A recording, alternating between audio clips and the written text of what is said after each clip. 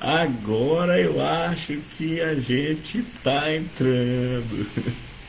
Bora pedir pra Deus, bora fazer um saravá. Vamos lá, moçada. Porque, meu príncipe, boa noite a todos e a todas que estão vendo a gente agora aí no YouTube, que já está há uns 5, 10, 14 minutos na luta, na peleja com a gente. E eu, professor Enilson, apanhando do YouTube, do Facebook. E olha que faz tempo que a gente já faz isso, né, cara? Faz tempo que a gente trabalha. Eu acho que a gente não foi o pioneiro, longe disso, né? Mas faz um bocado de tempo que a gente tenta trabalhar com as ferramentas tecnológicas, tanto o YouTube. Eu acho que a tela do YouTube está meio torta aí para vocês, né? Eu não vou tentar arranjar, porque a gente já está conseguindo mexer aqui com muita dificuldade, né? Mas aí a gente está no Facebook também, como a gente havia prometido logo após o Jornal Nacional. Quando disseram boa noite no Jornal Nacional, eu já estava no YouTube. Eu estava no YouTube, mas eu não consegui entrar no Facebook. Boa noite, Cleisa, tudo bem, minha querida? Boa noite, meu anjo. Vamos continuar, vamos dar trabalho, vamos trabalhar. A ideia é a gente fazer esse bate-bola, né? Tanto lá no YouTube quanto no Facebook. Então quem está no Facebook puder dar uma passadinha lá no Fala Meu Príncipe, que a gente está tentando resgatar o canal. Faz um bocado de tempo que a gente está sem publicações, por questões conjunturais mesmo, questões técnicas. A gente não fez mais alguns trabalhos. Eu até estou com alguns trabalhos dentro para edição, para mandar para o canal, né? E eu não estou tendo tempo, né? Então eu queria agradecer muito a galera do YouTube, que está tendo paciência comigo, né? A gente já está com mais de 2.000 inscrições. Para quem começou despretensiosamente, não tem intenção de não virar em YouTube, é coisa parecida. Mas hoje, na última live, essa é a terceira, né? Na primeira a gente falou que a gente tinha essa proposta, essa ideia de trabalhar nesse momento de isolamento para o profissional da educação é muito ruim, né? Principalmente para mim, são 31 anos de sala de aula. Então, 31 anos de sala de aula, eu comecei, né? Eu estou no 30º, comecei agora em março no 31. Comecei em março de 1990, lá no Colégio Ideal. Possivelmente alguns posso até vir assistir aí, tenho sido meu aluno, minha aluna, minha discente, lá em 1990, lá na Mundurucus, onde hoje é a FACE, o Aire, parece o nome agora. Né? Então a gente começou lá, então 30 anos, um isolamento para um professor muito ruim. Chega um dado momento, por mais que você busque o que fazer, você precisa daquele atropelo, daquele aconchego, daquelas confusões de sala de aula, com o teu colega, com o diretor e fundamentalmente do aluno. Então, chego a afirmar que a educação, a sala de aula é como se fosse uma droga, é a pior das melhores drogas, né? E eu uso drogas aqui entre aspas, porque ela vicia. A partir do momento que você entra a primeira vez em sala de aula, você não sai mais. Você fica para sempre ali. Né? A gente sabe que a gente é muito maltratado, a gente tem muita dificuldade, principalmente em nível financeiro, mas é o que a gente gosta de fazer, é o que a gente aprende a fazer e isso vicia.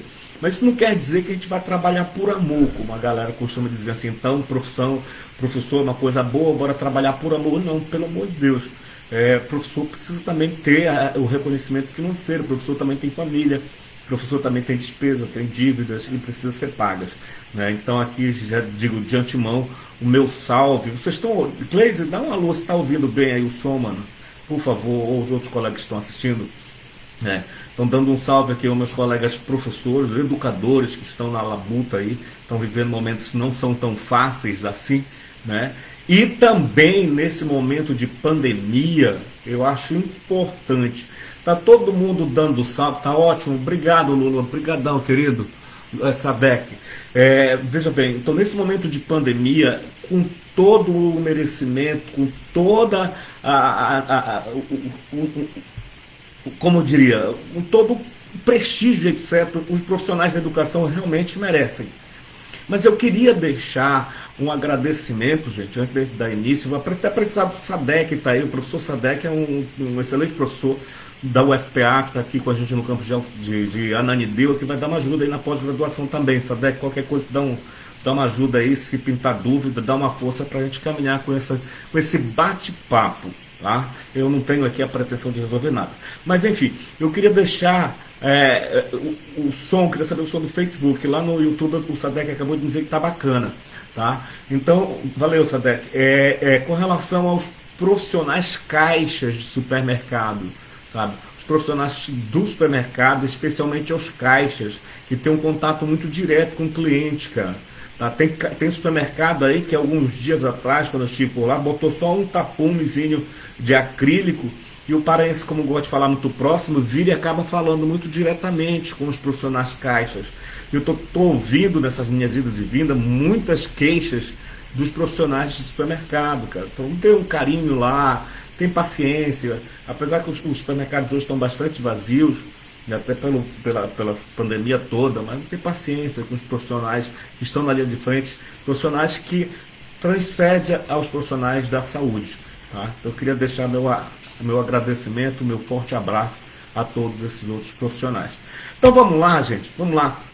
A ideia, Cleise, alguém do Facebook, por gentileza, só confirma para mim se o som está saindo aí no Facebook. A minha preocupação é que o Facebook está saindo, né? A ideia que a gente teve da primeira live é que a gente iria unir várias pessoas para falar um pouco durante essa pandemia, né? Na última, nós falamos sobre a questão do exame da Ordem dos Advogados do Brasil, né? A gente não se aprofundou porque, obviamente, não tem tempo para fazer isso, mas a gente comentou alguma coisa, como se procede, como ocorre o exame da Ordem, né? Agora, se ele é legal ou não é legal, se tu gosta ou não gosta, são outras questões. O legal é porque o STF já julgou assim, dessa forma, né?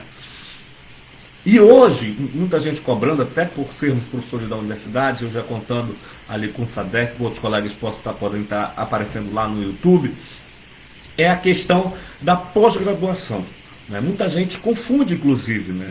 Quando faz, a pessoa não sabe o que é especialização, o que é mestrado e o que é doutorado, a diferença disso, né? Principalmente para o leigo, para quem não é da educação, para quem não vive com isso, de fato pode não ser tão fácil.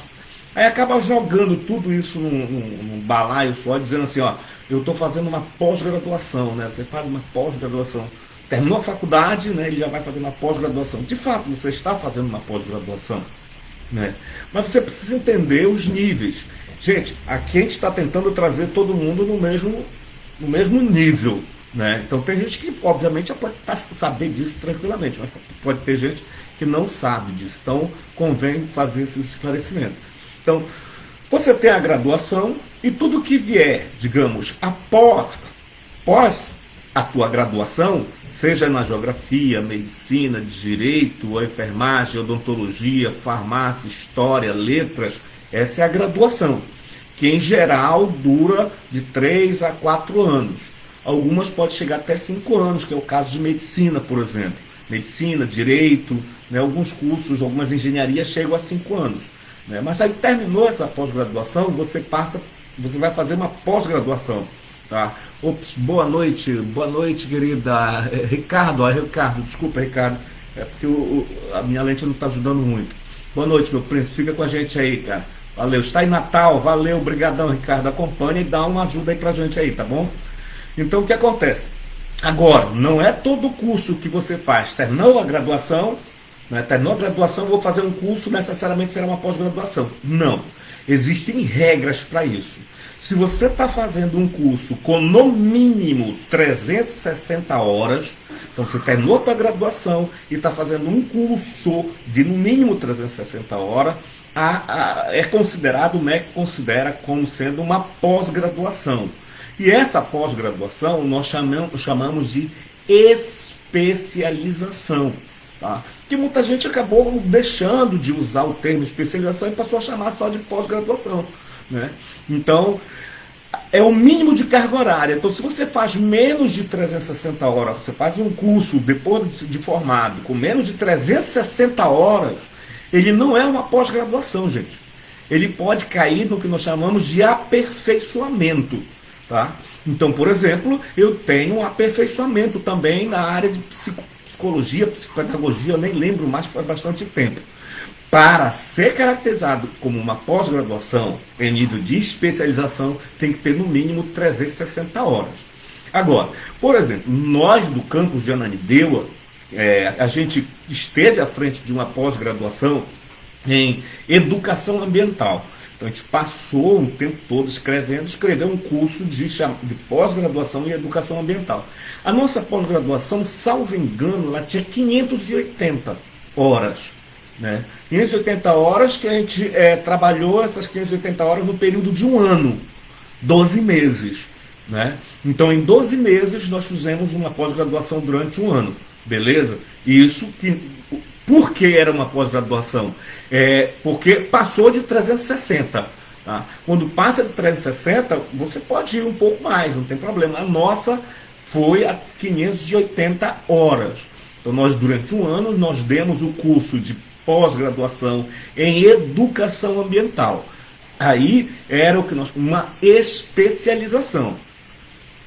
O Ricardo falou alguma coisa aqui no YouTube, Ricardo, mas passou rápido, não deu para eu ler direito a tua pergunta, Ricardo. Se puder só dar um oi para que ela apareça para mim aí, eu já te respondo à medida que a gente souber também, tá bom? Tá? Então, o que acontece? O Ricardo está falando lá de Natal, ele está falando ali com a gente, lá pelo YouTube.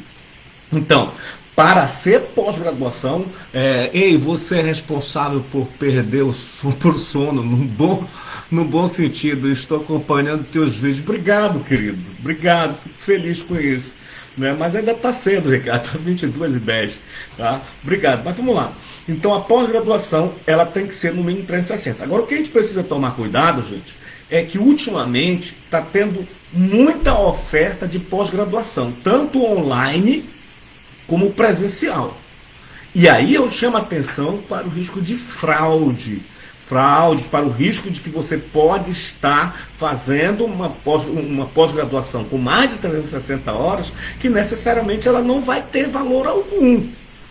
Então tomem cuidado, porque para uma pós-graduação ela ser reconhecida, ela precisa ser ofertada por uma instituição que tenha condições de credenciamento. Tá? Como, por exemplo, as universidades e os centros universitários, que é o caso, por exemplo, da Universidade Federal do Pará, né, da Universidade Federal do Oeste do Pará, da Universidade Federal do Rio Grande do Norte, da Paraíba. As universidades, elas têm uma prerrogativa de autonomia. Elas podem oferecer uma pós-graduação no sentido de que depois que tramita em toda a estrutura da universidade, né, até chegar ao CONCEP para determinar o funcionamento delas, elas têm autonomia sem ter a necessidade de uma autorização do MEC. É diferente, tá? Então não vão confundir. De repente fala, Gregory, meu príncipe. Então cuidado ao fazer uma pós-graduação. Você pode estar comprando gato por lebre, né? As pós-graduações online, elas têm a mesma validade, assim como a graduação, a pós-graduação também tem a mesma validade. Não é pós-graduação online, mas digamos educação à distância, é pós-graduação EAD, né?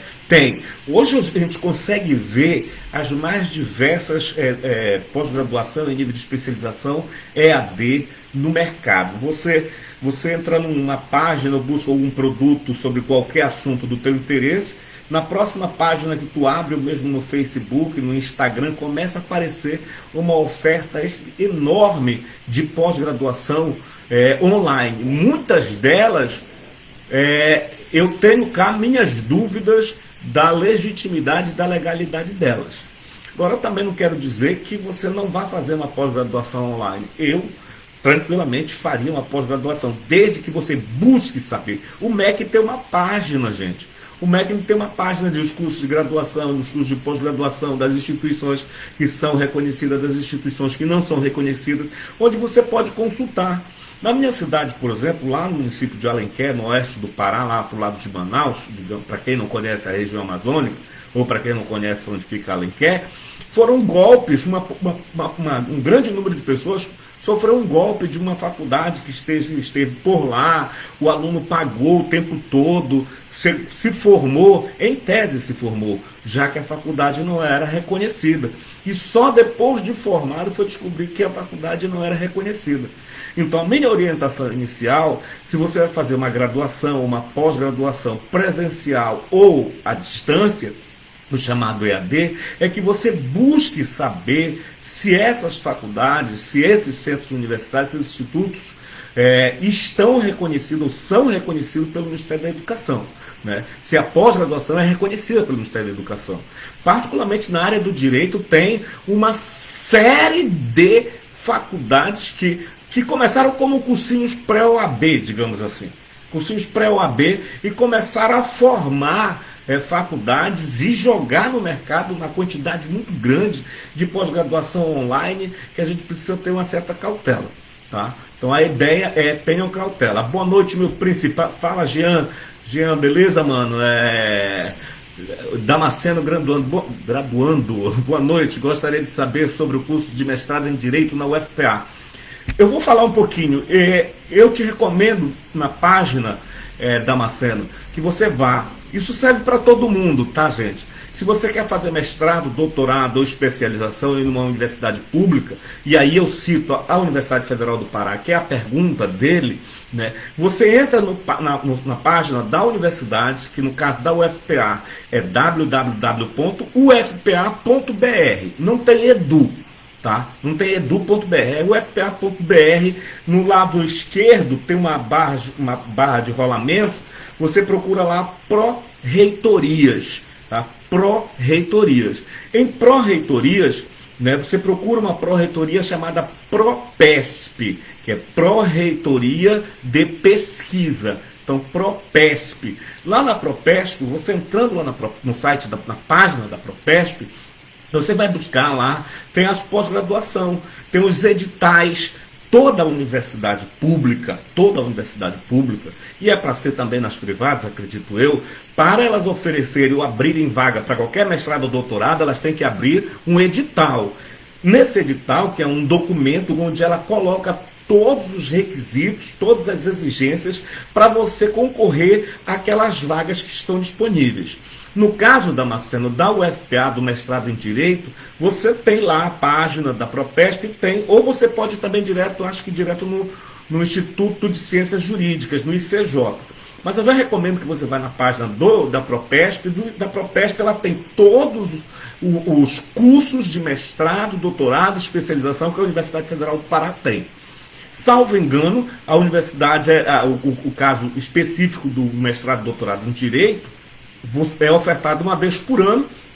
Ano passado ele foi ofertado tanto em nível de mestrado quanto em nível de doutorado, né? Este ano, não, obviamente, a essa altura ainda não foi, né?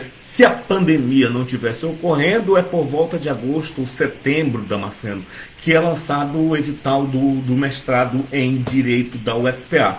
Mas a melhor orientação é que você vá à página. Daqui a pouco eu vou chegar lá no mestrado para a gente dizer como você deve agir para você conseguir ter mais facilidade para entrar no mestrado. Mas o mestrado da UFPA, diga-se de passagem, é muito bom, eu recomendo.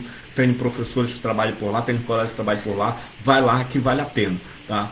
Gregory, qual é a diferença entre mestrado de universidade pública e universidade particular? Nenhuma, Gregory.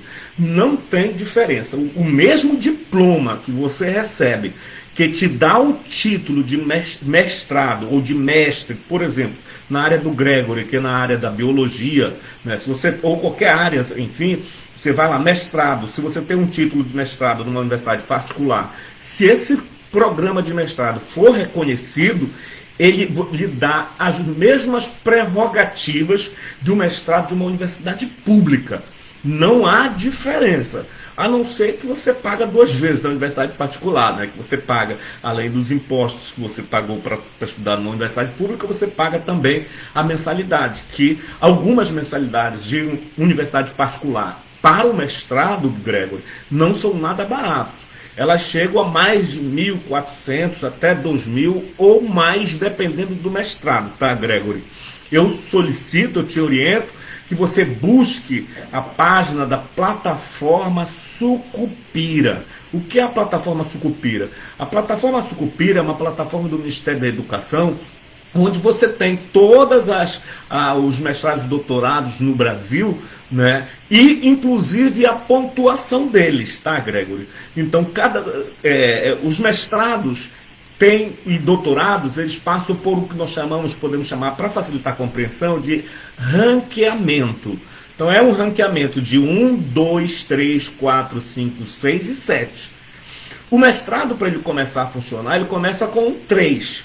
Né? Então, quando você vai solicitar, cria uma APCN, então todo ano a CAPES abre 2 vezes por ano um edital para que as universidades concorram a apresentar, a colocar em funcionamento um mestrado.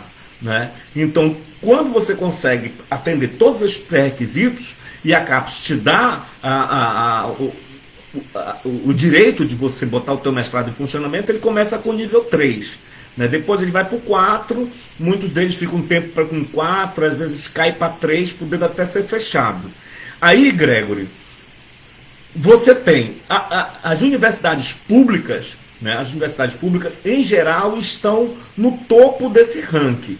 Mas nós temos universidades e faculdades particulares, centros universitários particulares, que também atingem notas extraordinárias. Tá? Você pode citar a Faculdade Mackenzie, a PUC, né? Hoje PUC Goiás também, enfim.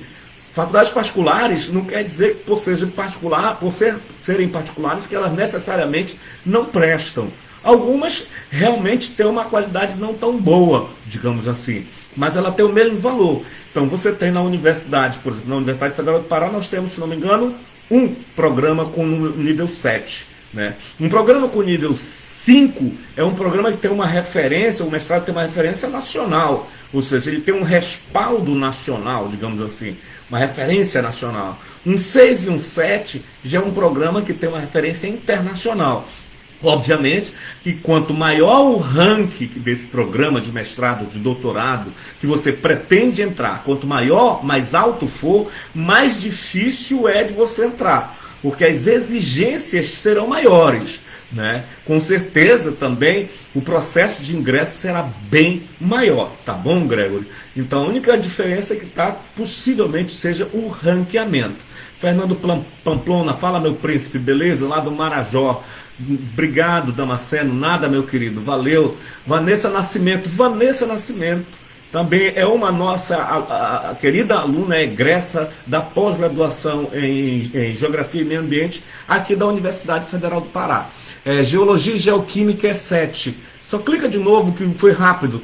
Realmente, Geologia e Geoquímica há muito tempo já é 7. É o colega que está falando lá no YouTube e foi rápido demais, não deu para eu ver.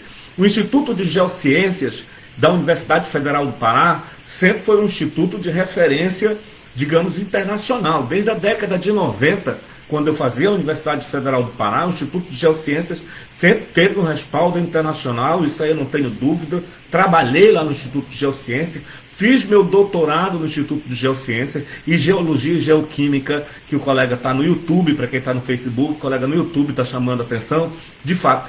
Eu não sei, eu tive consultando ainda há pouco porque quadrienal a avaliação. Então nós tivemos uma avaliação em 2013 e a última saiu em 2017. Né? E eu tentei achar especificamente Geologia e Geoquímica se manteve em 2017 como nível 7. Se alguém puder dar essa força, dar essa ajuda para confirmar se Geologia e Geoquímica continua como 7. Mas sempre foi um mestrado de excelente qualidade, com profissionais de renome internacional, com publicação, enfim. Eu também não vou jogar muito confete, porque senão vai parecer que eu estou puxando saco para a universidade, mas é um dos mestrados. Um amigo meu, uma amiga minha, acabou de sair de lá da Geologia e Geoquímica, do doutorado. Alguns dizem assim que é pague para entrar e reze para sair, né? Porque é muito bom, agora também é muito exigente. Forte abraço a todos os meus colegas lá do pós-graduação, do mestrado, do doutorado, né? O doutorado que é 7 lá, né? Eu acredito que sim. Mas a gente pode dar uma olhada aqui na plataforma Sucupira. Gregory. Então um abraço para a Vanessa, que fez Geografia e Meio Ambiente com a gente aqui no campus de Ananindeua. A gente está tentando, eu estou recebendo muitos e-mails sobre a pós-graduação em Geografia e Meio Ambiente, que na minha avaliação e na avaliação de alguns alunos foram alunos nossos, foi excelente.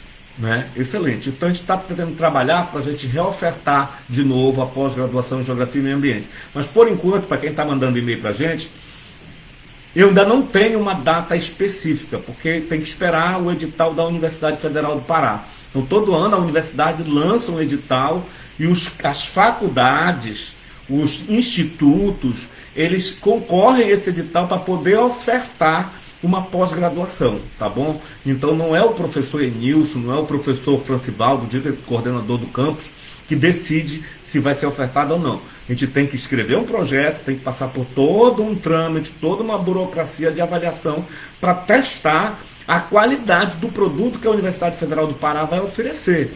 Então não é simplesmente pegar, escrever alguma coisa, botar debaixo do braço e chegar lá no campus de Ananindeua, por exemplo, Tucuruí, Cametá e oferecer. Não, a Universidade Federal do Pará, especificamente, ela preza por qualidade e por isso tem que passar por tudo isso. Então a gente está trabalhando muito nisso. Falando nisso, o campus de Ananindeua está com 2 mestrados já, viu? Gregory, sim, pensei que houvesse alguma diferença de metodologia de ensino e nos trâmites até a defesa. Não, Gregory, as metodologias... deixa eu te explicar um pouquinho como é que funciona o mestrado, né?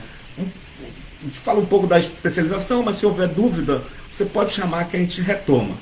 O mestrado, você escreve, vamos imaginar que eu tenha 2 faculdades particulares, né?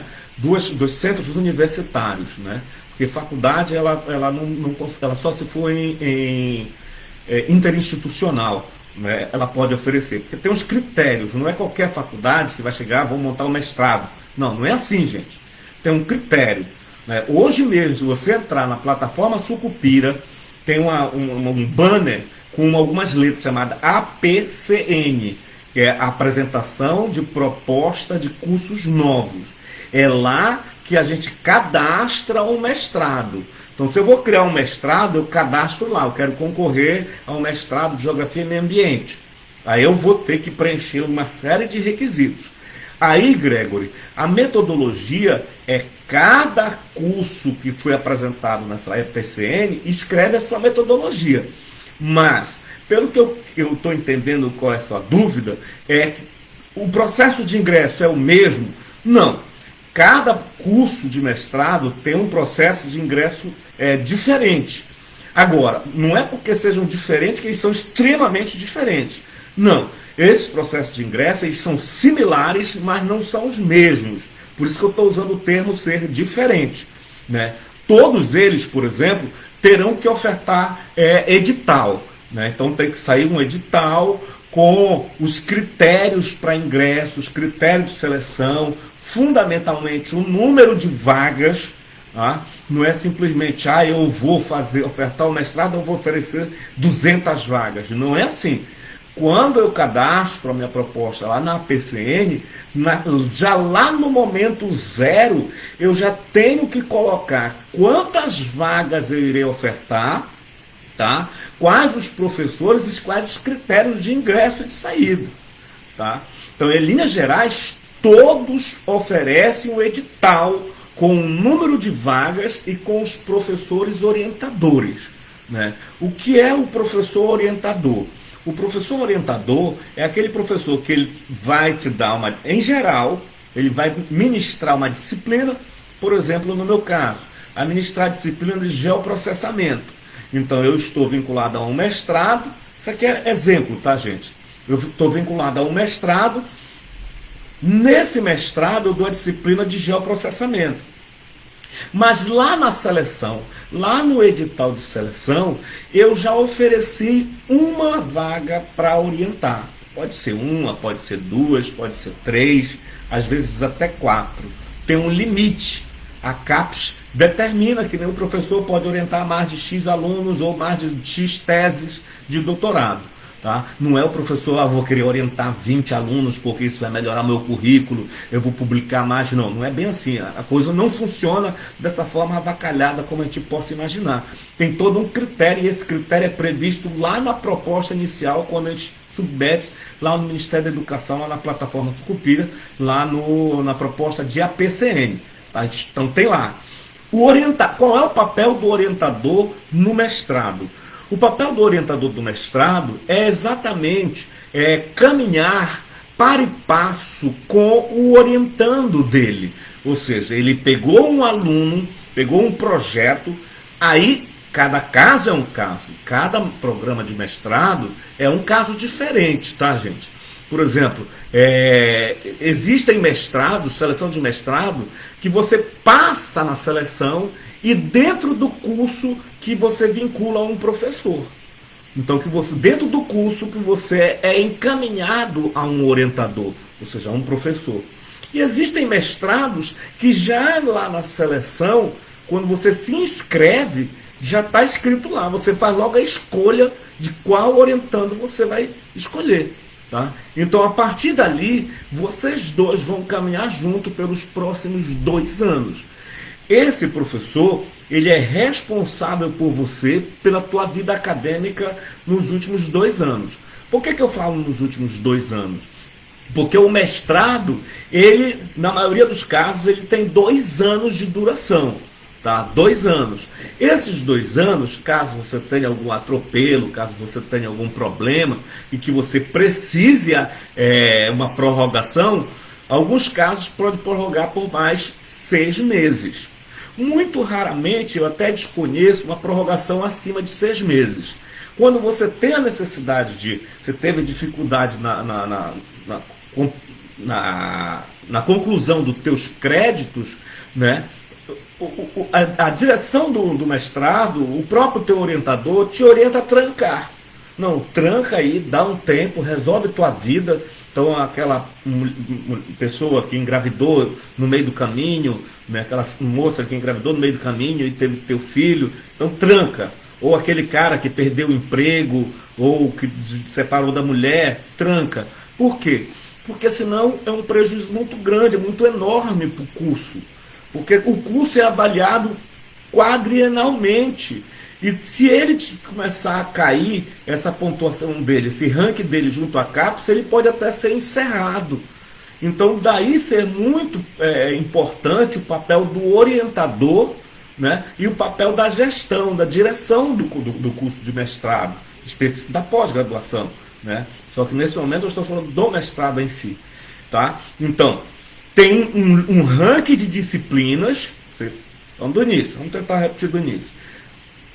A universidade ofereceu o edital. Então, o edital vamos pegar alguém aqui em biologia. A Vanessa que está lá no Paraná, né, Vanessinha? Lá no Paraná. Então, a Vanessa lá do Paraná, ela é engenheira agrônoma, não é isso, Vanessa? Então, vamos imaginar que uma colega, que uma faculdade, uma universidade, ofereceu o mestrado em engenharia agrônoma.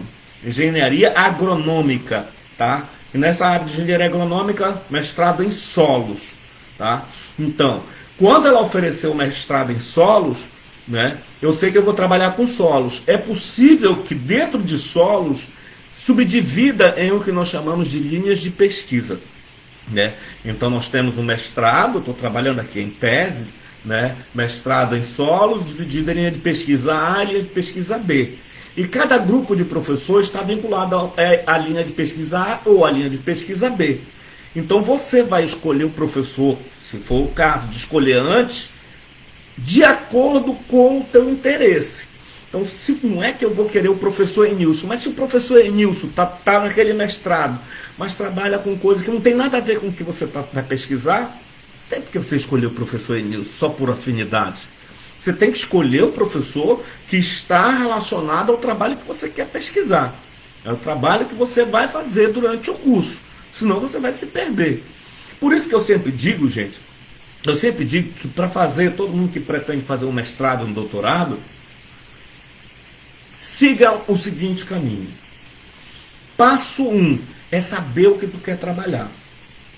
Hoje em dia, nas universidades federais, particularmente nas universidades públicas, digamos assim, e algumas privadas também, particulares, tem os projetos de iniciação científica, os PITs, os PET, aliás, tem bolsa PIBID, tem vários tipos de bolsas na graduação, que o aluno durante a graduação já vem se aprimorando, se aproximou de um professor, já vem estudando com ele, já está ligado ao laboratório daquele professor, já está ligado àquele projeto de pesquisa daquele professor. Então esse aluno, hoje em dia, quando ele sai da universidade, ele já sabe o que ele quer trabalhar, muitas das vezes já tem um projeto em que ele quer trabalhar. Diferente da minha época, lá na década de 90, ou em algumas faculdades que não prezam pela pesquisa.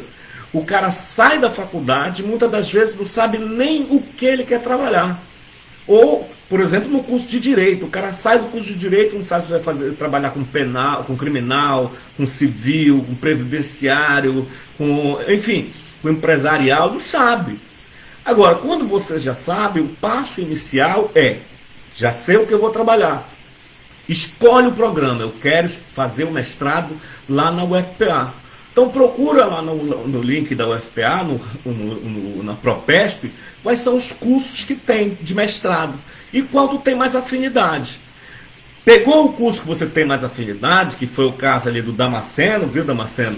Uma dica aí é que você busque o edital do programa e veja quais são os professores, né? Quais professores estão vinculados ao mestrado de Direito, por exemplo, o mestrado de Direito da UFPA.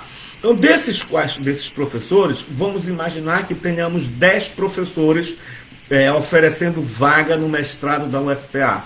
Acho que não chega a 10, deve ter menos. Mas vamos trabalhar com o número exato, 10 professores do mestrado da UFPA. Entre os 10, eu recomendo. Qual a linha de pesquisa? Linha de pesquisa A, linha de pesquisa B.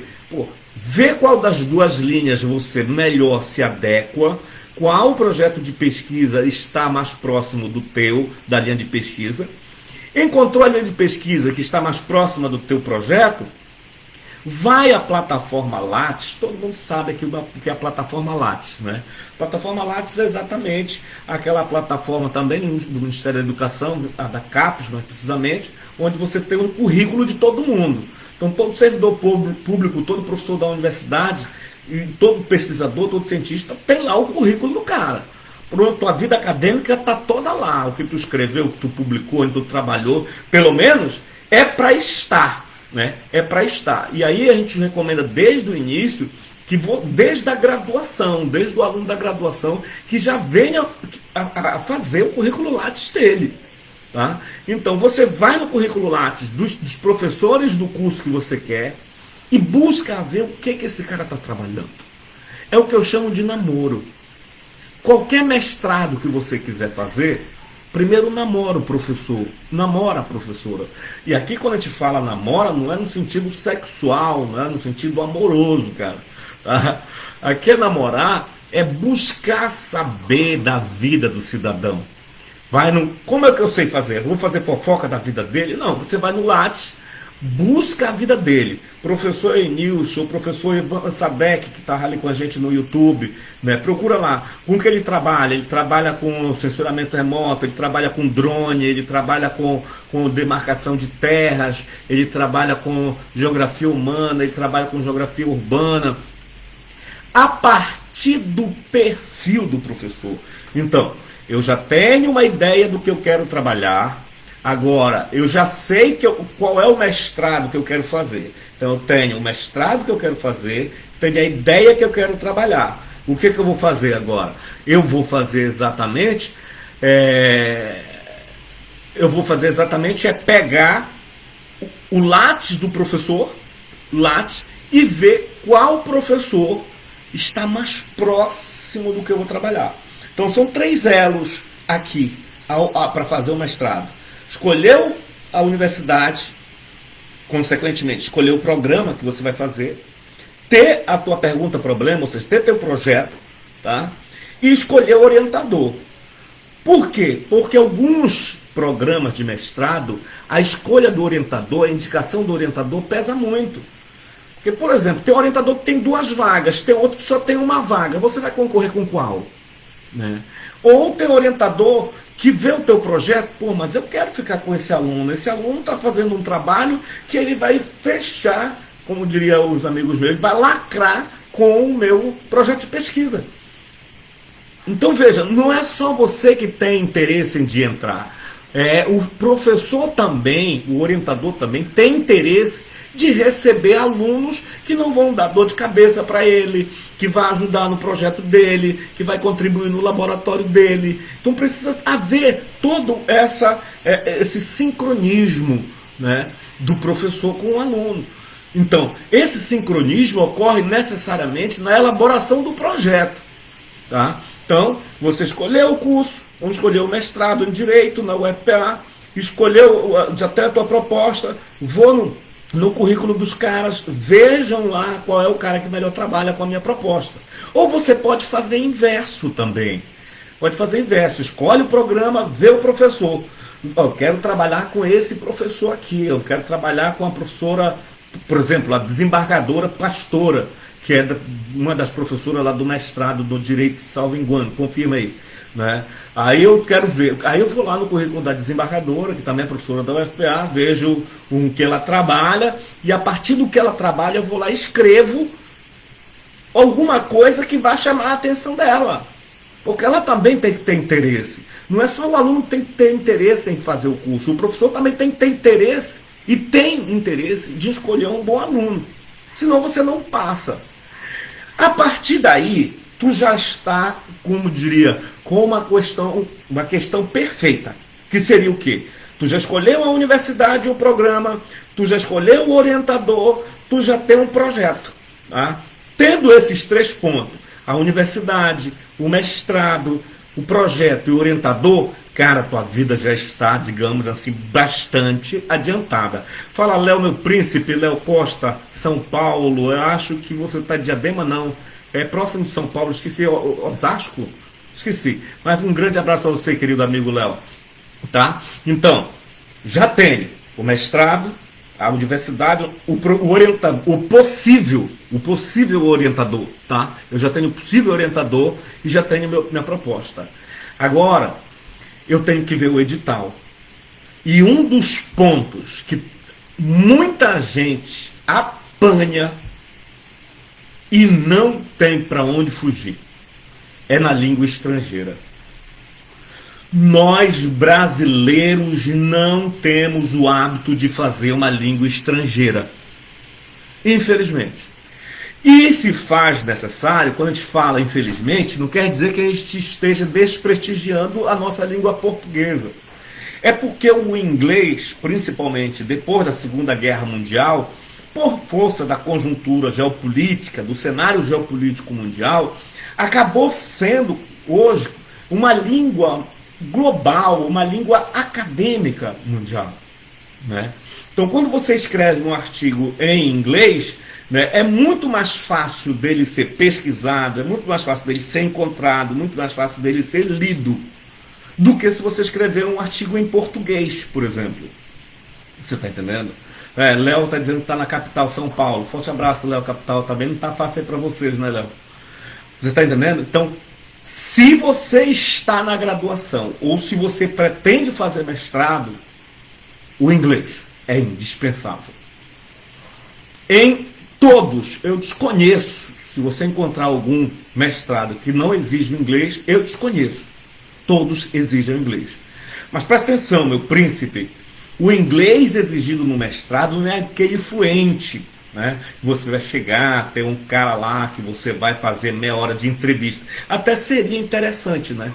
Talvez exista algum que faça dessa forma, né? Você vai sentar com o teu entrevistador. Eu já ouvi alguém falar de um mestrado que era assim, não sei se no Brasil, deve ser para o sul do país, sudeste do país, onde a entrevista é em inglês. Mas, em linhas gerais, o inglês exigido na seleção do mestrado é o que nós chamamos de inglês instrumental. O que é o inglês instrumental? Ele vai te dar um texto em inglês, com o tema relacionado ao programa. Então, se você está fazendo o mestrado, a seleção do mestrado do Direito da UFPA, não tem por que o texto ser relacionado à medicina, ou ser relacionado à engenharia, ou à odontologia.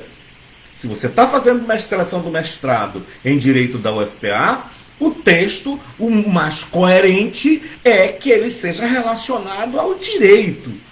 Mais especificamente, a área do direito que o programa de mestrado está sendo oferecido. E esse é um ponto que muita gente fica reprovado, né? Mas acautele-se, né? Acautele-se. A maioria das universidades oferece proficiência em inglês, né? E oferece curso de inglês para proficiência. Que a prova de inglês nós chamamos de proficiência. Você fez proficiência em inglês? Né? Então você está dizendo que você está perguntando para a pessoa se ela fez a prova de inglês. Então, proficiência em inglês, tá bom? Então você faz a proficiência. Por exemplo, a UFPA, ela tem o curso tanto de alemão, de francês, depois a gente vai falar, a Casa de Estudo Germânico, por sinal, tem uma referência extraordinária, desde a minha época eu já ouvia falar com qualidade da Casa de Estudo Germânico. Mas lá na Letras, no Instituto de Letras e Línguas Vernáculas, agora parece que mudou, né? Porque eu estou no campo de Ananindeua, eu quase não vou para lá para o Guamá, é muito longe. Aí o que acontece? Mas lá na Letras tem curso de inglês gratuito, cara. Você pode ir lá, faz a seleção, se inscreve, você pode fazer curso gratuito pela Universidade Federal do Pará. Você tem que fazer, não tem como. Agora uma dica, né? Tem programa de mestrado que exige o inglês depois que tu ingressa. Isso é uma novidade, né? Então, a proficiência do curso do programa de Direito, do programa de Geografia, do programa de Odontologia, seja lá qual for, uns exigem, antes de você entrar, exigem a proficiência em inglês. Outros flexibilizam, faz a proficiência depois. Se não me engano, parece que Química, posso estar errado, né? Mas Química parece que exige depois, você faz a proficiência depois. Que mais? Outros, se você reprovar na proficiência aqui no ingresso, você pode fazer a proficiência em inglês durante o curso. Mas, ao final do curso, você tem que ter a proficiência em inglês. A ideia é que você tenha proficiência logo lá no início, cara. Sabe por quê? Porque você vai ter muito texto, dependendo da área que tu vai trabalhar, vai ter muito texto em inglês, vai ter muito texto em francês, texto em alemão. Dependendo do teu professor, do grau de exigência, da experiência acadêmica dele, ele pode te passar só texto em inglês. E aí, se tu não souber ler texto em inglês, como é que tu vai fazer? Como é que tu vai te virar durante o mestrado? Então, tu tens que ter a proficiência em inglês, cara. Minimamente. O Júnior lá de Cametá, abraço para Cametá, o campus de Cametá da Universidade Federal do Pará, Baixo Tocantins, muito bom, de aula lá, um abração, querido. Tá? Então, um abraço para o Geraldo também, Geraldão, um abraço Geraldo também, a galera de Cametá, lá eu acho que o Geraldo é Cametá Tapera, né, uma comunidade que tem lá. Então, o que acontece? O inglês, vamos repetir o passo a passo? Escolher o programa de mestrado, escolher o professor, não por afinidade, mas pelo que ele está produzindo, escrever o teu material. Inclusive, gente, a dica aqui também é, depois que tu escrever o teu projeto de pesquisa, o teu pré-projeto, tu pode ir lá, descompromissadamente, lá com o professor, conversa com ele. Tem professor que aceita essa conversa, tem professor que é acessível, e diz lá, professor, olha, eu estou com a pretensão de fazer a seleção do mestrado, eu fiz esse projeto aqui, o senhor pode dar uma força, dar uma lida, me indicar algum livro que eu possa me aprimorar, algum artigo que eu possa estudar. Tem professor que é flexível, indica livro, indica leitura para você fazer de boa. Então é possível isso, você não está cometendo, nem você nem o professor está cometendo nenhuma irregularidade. Porque o professor está te indicando bibliografia, te indicando livro para você ler. Ele não está necessariamente facilitando o teu caminho. E isso qualquer um pode ir, ou você pode ir no próprio Lattes do professor, ver o que ele está publicando, e a partir dali também procurar. Porque é fundamental, eu diria até da graduação para frente. Né? Mas do mestrado para frente, se não for na graduação, do mestrado para frente, que você caminhe com suas próprias pernas. O orientador, ele não é teu babá, ele não é teu pai, ele não tem que ficar ali, olha, faz isso, faz aquilo. Você precisa ter proatividade. Você precisa, o projeto de pesquisa é teu. Então você que tem que correr atrás, buscar livro, trazer desafio para o professor, e é você que tem que correr atrás. Então, que fique bem claro, porque muitas das vezes o aluno acha que o orientador é babado, cara, e não é. E todos os orientadores que eu conheço, eles admiram muito o orientando que é proativo, que busca e faz as suas coisas. Enfim, aí tendo inglês, passou, fala Delcio Santarém, querido, beleza? Obrigado pelo doutor. Né? Então, veja bem, entrou, houve a seleção, passou, e alguns desses, além da proficiência, tem a entrevista, presta sua atenção, no mestrado sério. Então você tem também a prova de proficiência em inglês, em geral é uma das últimas, o projeto de pesquisa, em geral é o primeiro ou o segundo, e uma prova escrita. Então, meu amigo, no mínimo, você tem 3 etapas aqui. 4, que é o natural, 4 etapas. A prova escrita, não necessariamente nessa ordem. A prova escrita, tá? A prova, o projeto de pesquisa, a prova de proficiência em língua estrangeira. Por que proficiência em língua estrangeira e não em inglês? Porque os países de língua portuguesa que trazem pessoas de língua estrangeira que vêm fazer o curso no Brasil, eles fazem a proficiência de língua estrangeira em português. Nós fazemos em inglês e quem vem de fora faz em português. Tá? E por último, o teu currículo Lattes. Então o mestrado tem pelo menos 4 etapas. Né? O mestrado, obviamente, sério, comprometido e etc. 4 etapas. Prova escrita, projeto de pesquisa, a entrevista, né? Prova escrita, peraí, eu acho que eu me confundi aqui. Prova escrita, projeto de pesquisa, proficiência em inglês e o teu Lattes. Né? Então, durante a graduação, é interessante que você comece a produzir, participe de PIBIC, participe de grupo de pesquisa, de projeto de pesquisa, que isso tudo vai servir lá para o teu mestrado. Pronto, saiu o resultado do mestrado. 8 vagas ofertadas, 8 vagas preenchidas. Vamos continuar com a listão dos aprovados do mestrado da Universidade Federal do Pará para o curso D que tu escolheu. Né? Aí tá lá teu nome, Edilson da Silva Souza, primeiro lugar. Opa! Na verdade, isso pouco importa a colocação no mestrado. Aliás, pouco importa, abre aspas. Por quê? Porque os mestrados, particularmente os mestrados acadêmicos, que é diferente de mestrado acadêmico e mestrado profissional, eles têm bolsa de pesquisa, bolsa de estudo. Né? E essas bolsas de estudos, elas são ofertadas para quem tira os primeiros lugares. Então, se o programa de mestrado tiver só 2 bolsas, né, ele vai ser a bolsa para o primeiro e para o segundo lugar. Se você tirou em terceiro lugar, infelizmente você não terá bolsa. Você vai passar 2 anos sem ter bolsa. Ou seja, salvo engano, ela está R$ 1.400. Cara, você passou no mestrado, se você conseguiu a bolsa, você vai receber em torno de R$ 1.400 só para te estudar. Só para você fazer a tua pesquisa. Então você tem que se dedicar. Essa bolsa de 2 anos pode durar por mais 6 meses. Né? Então, tá de bom tamanho, vale a pena, eu recomendo, faz o mestrado. Tá bom? Agora, dependendo do mestrado, pague para entrar, reze para sair. Né? Não é o contrário, reze para entrar e reze para sair também. Porque o mestrado é punk, cara. Né? Em suma, terminou o teu mestradozinho, que a gente já vai chegando a 1 hora, que normalmente é o teto que a gente está dando. Terminou o mestrado. E o doutorado? Doutorado é outra fase ainda mais complexa ainda. Seguindo a mesma etapa, em geral, todos os programas que têm mestrado e doutorado oferecem no mesmo edital a seleção para o mestrado e para o doutorado. Então lança um único edital, onde lá se fala, olha, terão 10 vagas, 8 vagas para o mestrado e 2 vagas para o doutorado.